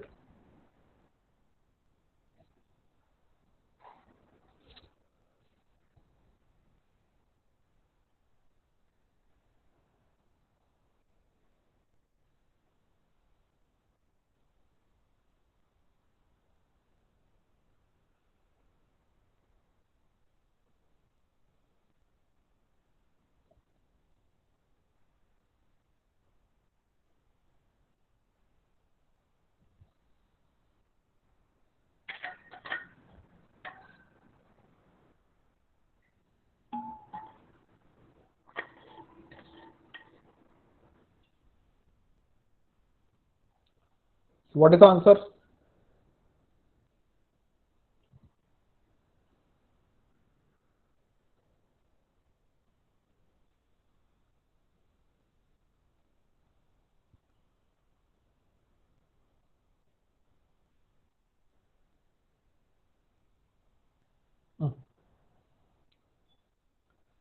Nagras, it is good that you are calculating all, but what will the value of this efficiency of heat engine?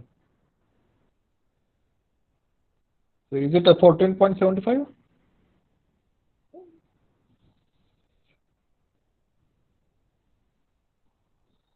Okay.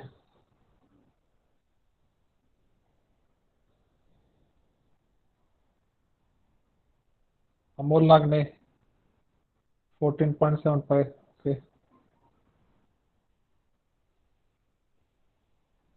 I think that is in percentage. Okay. So because this answer cannot be in, yes. So don't forget to mention percentage, because that creates, that gives different meaning. If you just type 14.75, you should mention percentage also. Okay. So this is, I have not calculated, but I assume that all you have calculated very correctly. Now moving on to the next, we'll calculate for a refrigerator. So again, in this case, we have a source, we have a refrigerator,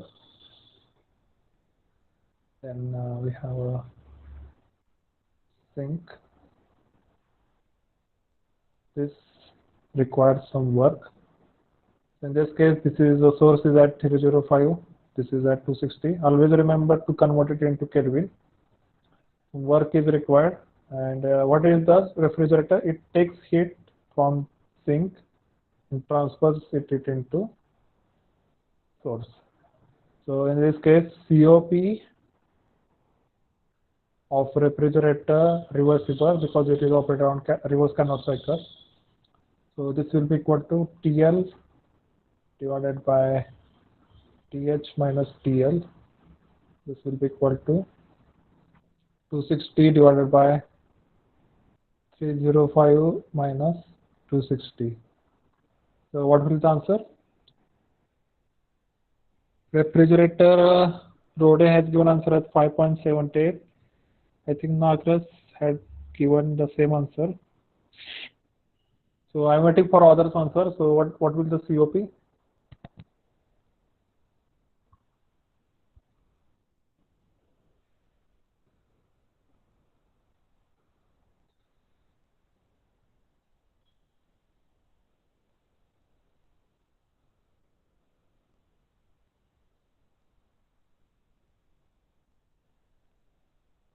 Okay. So most of answers are 5.77, 5.78.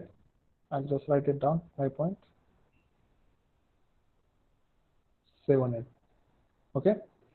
तर तुम्हाला problems मध्ये काही problems असं दिलं जाईल की एखाद्या प्लांटची refrigeration capacity दिली जाईल, capacity of the cold storage. तर त्यामध्ये त्याचा अर्थ असतो की QL, त्यांना अपेक्षित असतं QL. ठीक आहे. तर तुम्हाला दिलं असं एखाद्या कोल्ड स्टोरेजची कॅपॅसिटी किंवा एखाद्या आर्ट्स प्लांटची कॅपॅसिटी, त्याच्यात त्यांना अपेक्षित काय असतं तर QL. ठीक आहे. आणि जर ते म्हणत असतील की आता एक रेफ्रिजरेटर एवढी हीट ऍटमॉस्फिअर मध्ये रिलीज करतोय, ओके, तर त्याचा अर्थ असतो QH. ठीक आहे. डब्ल्यू काय असते तर त्या रेफ्रिजरेटर मध्ये कॉम्प्रेसर असतो, त्या कॉम्प्रेसरला लागणारी जी पॉवर असते तर ते असते W. Okay. So this is the physical meaning of all this. When the refrigerator plant, okay, so if you take example of cold storage, if they say capacity of a cold storage, that they mean QL, okay. If they mean that this cold storage is releasing some amount of energy or heat into atmosphere, by that they mean QH. And if they say this compressor needs some amount of power, so that power required for the compressor, it is a W. Okay. So this is the physical meaning of this diagram. Third, I will take very quickly. I think all you have calculated, but still I will do this. So this is a source, this is a heat pump, and there is again sink, which is at 20260. It will again require some work. What it does, it takes heat from sink, transfers it to the source. So COP of heat pump reversible because it is operating on reverse Carnot cycle. So this will be equal to TH divided by TH minus TL. हे कसं होईल 305 divided by 305 minus 260. Answer, I think most of you have given this answer. Heat pump 6.78, okay. Is it correct? Others?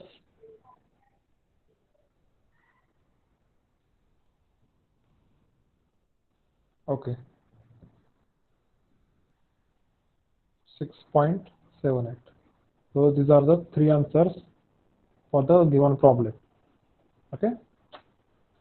तर heat pump तुमच्या सिलेबसमध्ये फार वेळ आलं पण तुम्ही कधी बघितलं नाहीये. तर हीट पंप आपल्याकडे जास्त नाही वापरत. आपल्या युरोपियन कंट्रीमध्ये हीट पंपचा जास्त वापर होतो.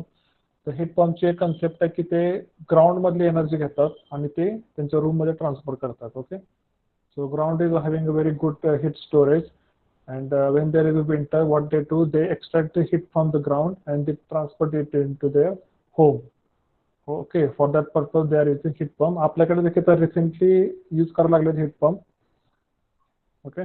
कारण हिटिंग ऍप्लिकेशन्स मध्ये एखाद्या हीटर कॉइल पेक्षा हीट पंपची इफिशियन्सी नेहमी जास्त असते. तुम्हाला कॉस्ट देखील तुमची त्यात बरीचशी वाचते if you use the heat pump. Okay. So I think all should have understood this problem. If you have any question, you can ask. Otherwise, I will move to the next.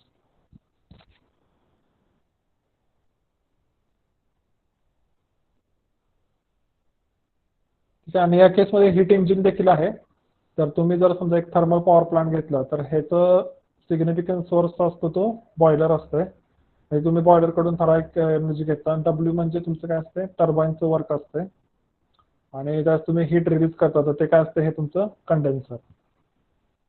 Okay. ह्याच्या in between कुठं तुम्हाला water pump देखील लागतो. ज्यावेळेस तुम्हाला कंडेन्सरचं water तुम्हाला बॉयलरला पाठवायचं असते त्या केसमध्ये तुम्हाला पंप देखील लागतो. पण ते या केसमध्ये या डायग्राम मध्ये आपण दाखवत नाही. ठीक आहे.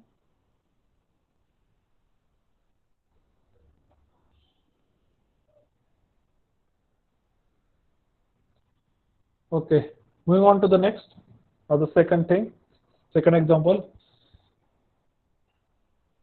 So what it says, a cold storage is to be maintained at -5 degrees Celsius while the surrounding are at 35 degrees Celsius. The heat leakage from the surrounding into the cold storage is estimated to be 29 kilowatt. The actual COP of the refrigeration plant is 1/3 of the ideal plant working between the same temperatures. and the power required to drive the plant. Okay, please read the problem and draw the diagram of refrigerator.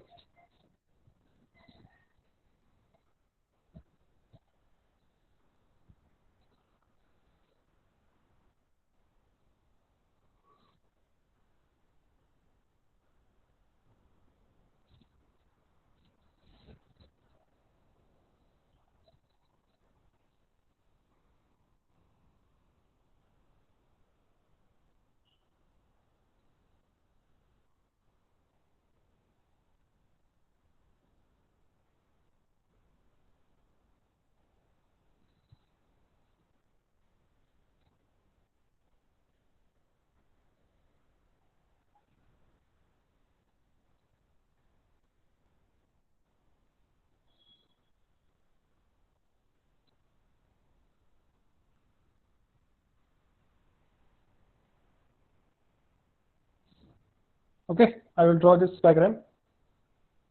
First, I will write what is given in this case. Given तुम्हाला काय दिलंय तर cold storage maintain आहे -5°C. तर ते तुमचं काय झालं TL sink temperature -5°C. So if I want to convert this into Kelvin, what I have to do? I have to add 273 into this. So 273 -5, so that will give you 268 Kelvin.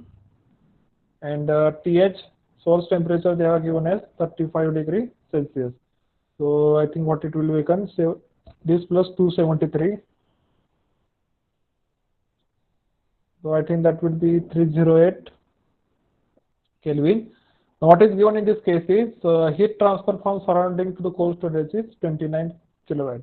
याचा अर्थ काय की एका cold storage मध्ये बाहेरून म्हणजे ते solar radiation असेल, ह्युमनची जी आपल्या अंगातून जी हीट बाहेर पडते किंवा सारखं डोअर ओपन बंद केल्यामुळे जी हीट आत ट्रान्सफर होते by convection, by conduction, by radiation, ती हीट किती आहे 29 किलोवॅट. आता आपल्याला काय करायचं आहे, ती हीट त्यातून एक्स्ट्रॅक्ट करायची. म्हणजे काय दिलंय ह्या केसमध्ये तुम्हाला QL दिलंय की तुम्हाला एवढी एवढी हीट त्या प्लांट मधून एक्स्ट्रॅक्ट करायची. सो that is QL is 29 kilowatt.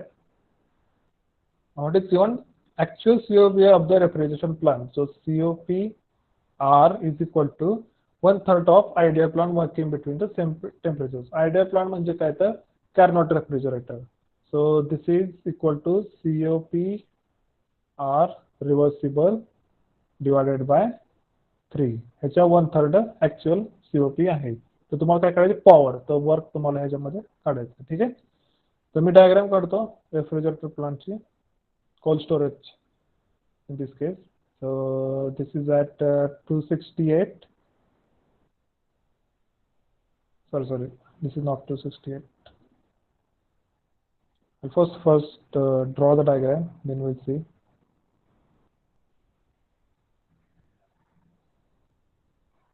Okay, so this is a refrigerator. The source temperature is 308 and sink temperature it is 268. Okay, it will require some work. Now what is doing, it will take some heat from the sink, that is QL, and it will transfer it to source. ठीक आहे, तर तुम्हाला QL या case मध्ये किती दिले, 29 kilowatt. 29 kilowatt. So this is the given case. आपल्याला काय करायचं आहे, ह्याचं जे W आहे ते आपल्याला फाइंड आउट करायचं आहे. So first I will calculate the COP of refrigerator working on Carnot cycle, or in this case it is given as ideal plant. So whenever they are saying ideal plant, that means it is a Carnot refrigerator. So ते काय असेल, TL divided by TH minus TL. So TL is given 268 divided by 308 minus 268. किती येते हे COP? Anybody has calculated?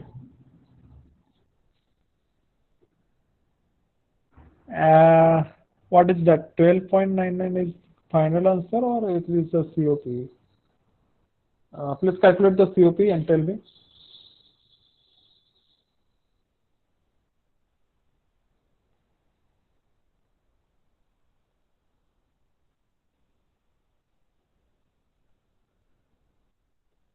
COP of Carnot refrigerator, right? Whatever answer I'm getting, 6.7. So that is the COP of Carnot refrigerator, right?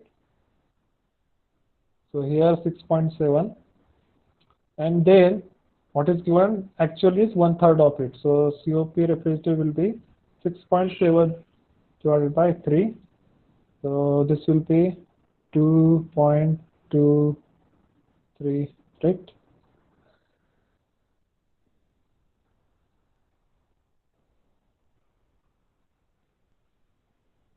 Write it at 2.24, something like that.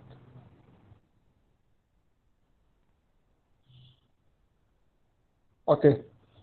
Now COP of refrigerator, as we know, it is equal to QL. Because why we are taking QL? Because our objective is to keep this it as low temperature. So our objective is to extract this heat. So we are taking QL divided by whatever work required. ठीक आहे.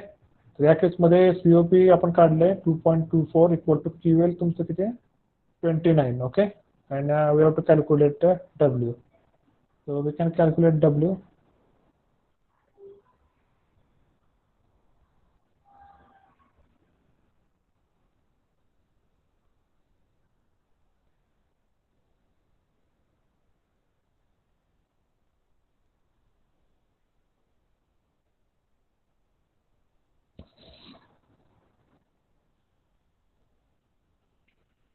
So calculate the W. How to calculate this? You can calculate this. You can take W to this side, and you can take 2.24 into the denominator. So 29 divided by 2.24. So this will give you the W. So Shubham Gauri, Prasad Magi, Akshay Takle, they have given the answer. So I assume that that answer is correct. 12.94.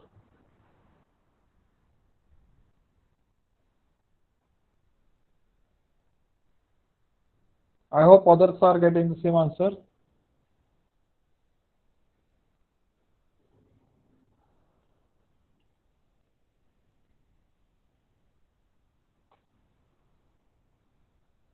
Okay. So the answer is 12.94. So your time is actually over, but I have two more examples. What should we do? Should we take now or should we take in next lecture?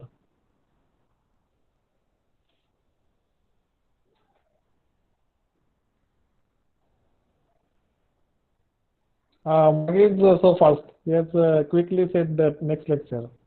Don't worry, Maggie. I will take in the next lecture. When I ask answer, I don't get such responses. But the moment I ask, should I take in next lecture? Most of have replied. Okay.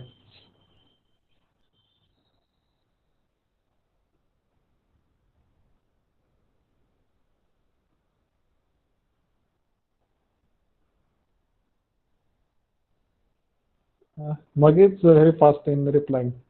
So okay, don't worry. I won't take. So please go through whatever I have taken today. So next lecture we'll start with these two problems, and then we start simple vapor compression system, which is also referred as basic refrigeration cycle. So that is very important system, and we'll see in next lecture. Okay. Also this tomorrow maybe there will be one session on your final year projects. So like DT Kasim sir, he's a project coordinator for our department. He will guide you about the importance of the PE project, how it helps you in your campus recruitment, how it helps you in academics, how it helps you if you want to become an entrepreneur, if you want to file a patent. So those points he will cover. I hope he will share the link today or by tomorrow morning. Okay. So that's it for today. Thank you for being here. I have taken your attendance already in between. So don't leave in between. Be here for the whole time because I have taken attendance already. Those who have joined lately, So don't do this again, okay?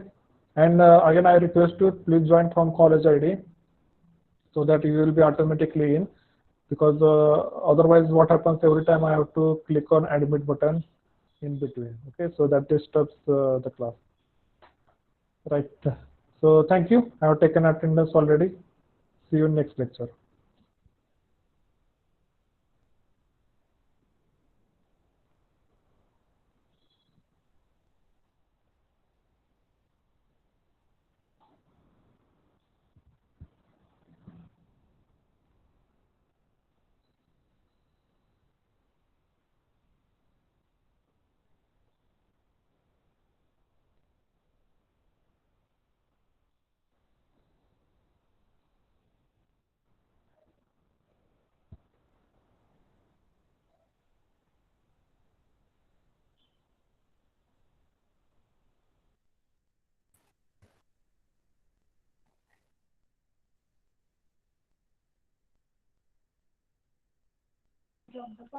Hey, पप्पे येताडे आला का तू? ए सोन्या काय रे ए रोड्याचा birthday काय करतो का रे आज? झाली परती रात्री रोडला घेतली काय ऑनलाईन ए ताड्या कुठे गेले? साडे गेले बोला नाही की हाय की हाय अजून. हॅलो काय हॅलो काय काय विश करतो का नाही रोड्याला ऑनलाईन आताच? तिने बोला की. वैभवचा वाढदिवस आहे तुमचा जोडीदार कुठे गेला रोड्या? गेला. गेला गेला गेला. गेला काय रोडे अं, गेल गेला काय चालू जुने काय नाव निवांत? वशिम मानेराव रोज लेक्चर अटेंड करतो रोडाला फोन केलता का नाही? केलता की तू कुठे गेला वशिम? हाय का अजून? ऐकला का माने कसा ऐकते बघ की माने शान बसून ऐकते माने सगळं. त्याला काय काम झालं का रे? होय. माने पेरणी चालू आहे. झालं. हा लेक्चर संपलं लय टेन्शन नको, प्रेझेंट पण झालं तुझं. झोपलो तो मी तर. पेरणी झाली आहे माने चला बाय बाय. काय चालला पबजी खेळायचं काय? नाही लेक्चर आता 1:30 वाजता आहे. 1:30 ते 3:30 अडीच नाही. दीड ते 2 तास 3:30 2 तास आहे 2 तास. हा, 2 हा, ते lecture. 3:30. हा माहित झालं. सोन्या मी तर येणार हा, नाही बोल की तर. वशिम. राहू द्या आता लय झालं. ग्रुपवर काहीतरी टाकत जात मग काहीतरी टाकतोय आहे का ते उपयोग आहे का काय काय मला तुम्हाला माहित आहे ना उपयोग असला तुम्ही टाका, मला काय वाटत मी तर टाकतो ना ते. काहीतरी वेगळं टाकतोय आपला विषय काय टाकतोय काय जाऊ दे, टाकतो ह्याला महत्व आहे ना. वाटण्या दोघी तरी टाकी काहीतरी वाचू पण येत नाही म्हणजे कटाळ माहिती का असलं वाटत म्हणलं जाऊ सोडू ग, काय सापडलं म्हणून टाकलं ते.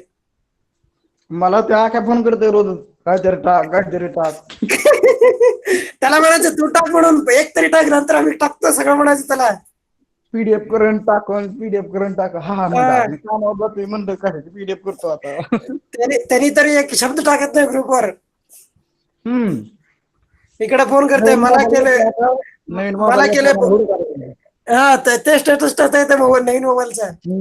त्याला म्हणावं तसलं स्टेटस नाही आता काहीतरी कर काय ते इकडेच फोन करते मला, चेतला तुलाच फोन करते टाक म्हणून. ती काय टाकत नाही. जाऊ सोड. ठीक आहे काय ठेव. करतोय? काय अर्धा होतो माने काय करते, ऐकते का गपासून? आणि फक्त ऐकते का आपल्या काय फोन ठेवून गेले कुठेतरी. हाती झोपला असेल चल आपण दोघच राहिलो होतो, चल जाऊ. हा चल.